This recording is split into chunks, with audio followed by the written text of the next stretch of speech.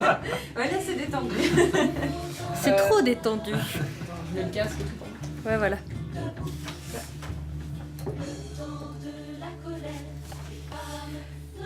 Je pense comme ça.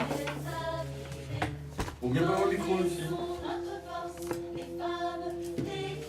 Quoi, Lucie, Ouais, elle c'est va très pas bien. dans le micro d'habitude Non, Eh bien, ouais. c'est très bien. Non, je Tu sais peux pas, ouais. te redétendre. Voilà, je me suis tapé 2 émissions zéro à faire le truc, à dire ah, Nathalie, il parle pas sur le micro, il fait des mauvaises liaisons. Qui Tu sais, il nous envoie sur l'émission antenne toutes les émissions, il faut dire tout ce qui va pas sur les émissions zéro. Et alors, Ah oui. il y avait des 15 critiques. là. secondes.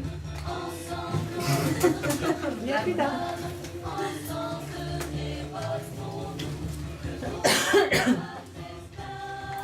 Tu me dis bonjour? Enfin, je te réponds. J'annonce. Vous êtes sur Radio Campus pour l'émission Quoi de neuf doc consacrée à l'égalité homme-femme et vous venez d'écouter le magnifique hymne des femmes de la compagnie Joli Môme. Un hymne doux et fort à la fois qui me donne envie de me lever et de lutter encore et toujours pour les droits des femmes et je sens que je ne suis pas la seule à qui cette chanson fait cet effet. Il suffit de regarder, j'allais d'abord parler de Lucie mais en fait il suffit de regarder d'abord Antoine qu'on a perdu pendant la chanson, puis surtout Lucie qui trépigne d'ailleurs d'impatience pour vous présenter sa chronique. Je lui laisse donc le micro avant qu'il y ait un vent de révolution dans ce studio. 10, 9, 8, 7, The Space News. 3, 2, 1, 0. Ignition. Bonjour Barbara. Salut. Bonjour à tous. Fidèle à mon poste, je vais vous parler de spatial, avec un éclairage tout spécial aujourd'hui, celui de l'égalité femmes-hommes. Parce que s'il y a bien un domaine où on en est encore très loin, c'est celui-ci. Pour commencer cette chronique, je vais vous poser une question toute bête. D'après vous, combien y a-t-il eu de femmes dans l'espace ? Petit indice, environ 550 êtres humains sont déjà allés dans l'espace. 5. Moins de 10, ouais. 10. Vous en êtes un peu loin. C'est un peu plus quand même. Moins de 50. Ah oui, 25. Bon, en fait, il y a eu une soixantaine de femmes dans l'espace depuis le début des années 60, soit un peu plus de 10% de tous les humains à y être allés. En fait, c'est pas du tout macho l'espace. De quoi on se plaint? Alors la question c'est combien il y a eu d'animaux dans l'espace ? Probablement plus. Alors, pourquoi cette disparité, me direz-vous ? Eh bien, cela ne vient pas du... Pardon. Donc, pourquoi cette disparité ? Ça vient du tout début de l'exploration spatiale, donc culturellement. Les explorateurs, les aventuriers, ceux qui risquent leur vie pour leur patrie, vous savez, ce sont des hommes. Enfin, en tout cas, c'est ce que l'histoire nous raconte et ce qu'on a retenu.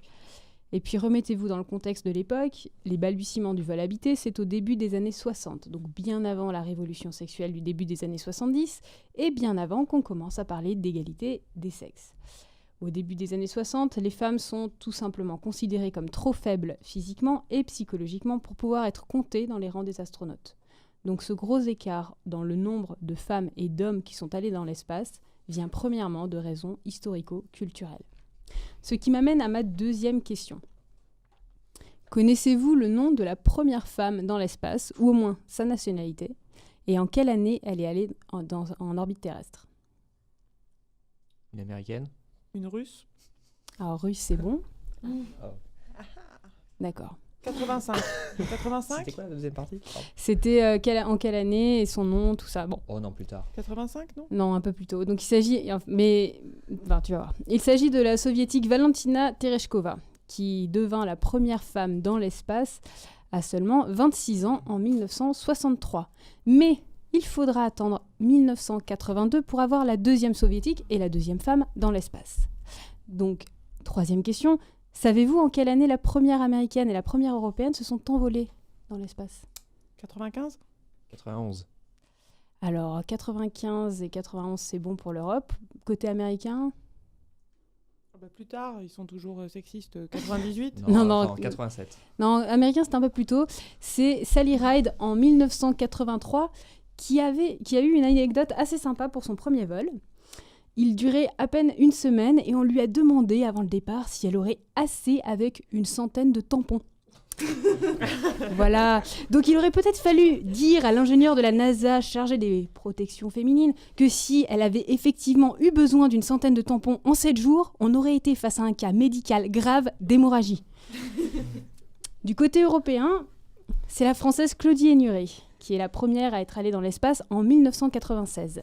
dont Lucie est une grande fan. Oui, c'est mon idole.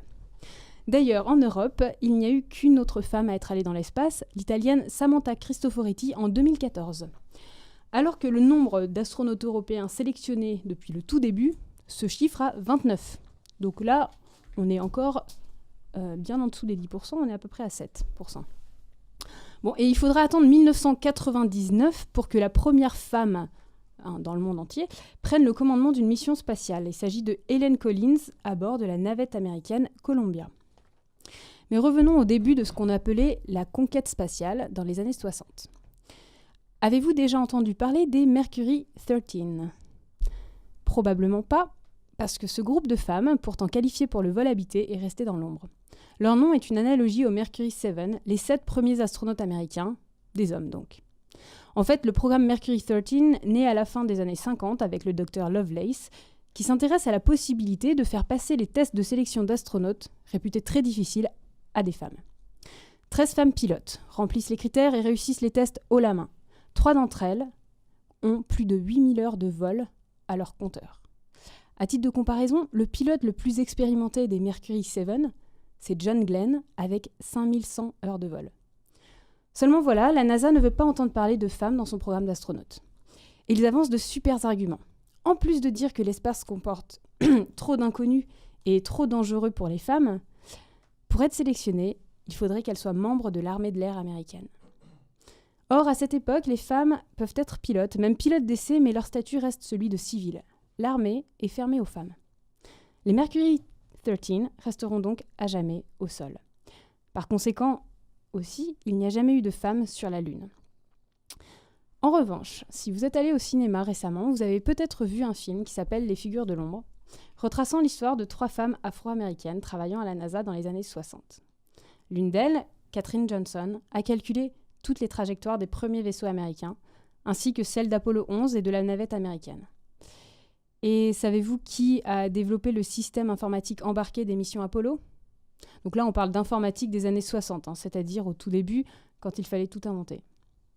Et bien, c'est une femme, Margaret Hamilton, jeune informaticienne de la NASA. Elle a tout bonnement inventé le logiciel tel que nous le connaissons aujourd'hui. Et pourtant, avez-vous déjà entendu parler d'elle ? Non, pas vraiment, mais je me dis que c'était les années 60 et qu'on a dû bien évoluer depuis.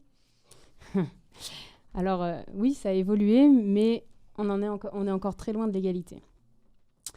Il y a bien sûr plus de femmes maintenant qui travaillent dans le spatial, mais nous sommes toujours considérés comme une minorité. Beaucoup de métiers du spatial sont des postes d'ingénieurs et seulement 28% des élèves ingénieurs en France sont des filles. Et parmi elles, seuls 18% font de la mécanique ou de l'électricité, filières qui sont très prisées dans le spatial. La semaine dernière, j'étais à un colloque spatial. Les intervenants étaient à 80% masculins. Et il y avait un panel de discussion sur la diversité un soir. Diversité de genre, mais aussi diversité culturelle et de génération. Sur les 4 intervenants, 3 étaient des hommes blancs d'une 60aine d'années.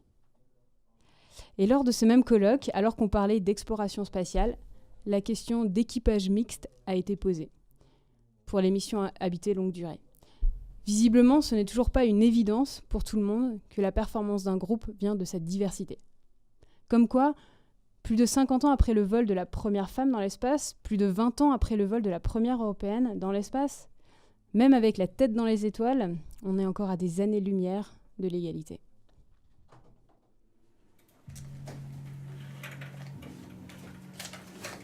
Bon, bah, elle a repris toute notre avance. Désolée. Moi, j'aime bien celle-là, chanson. Alors, je vous kiffe, non ? Amara, Oui. c'est le numéro de François. Je t'harcèle avec 10 potes juste pour avoir ton numéro.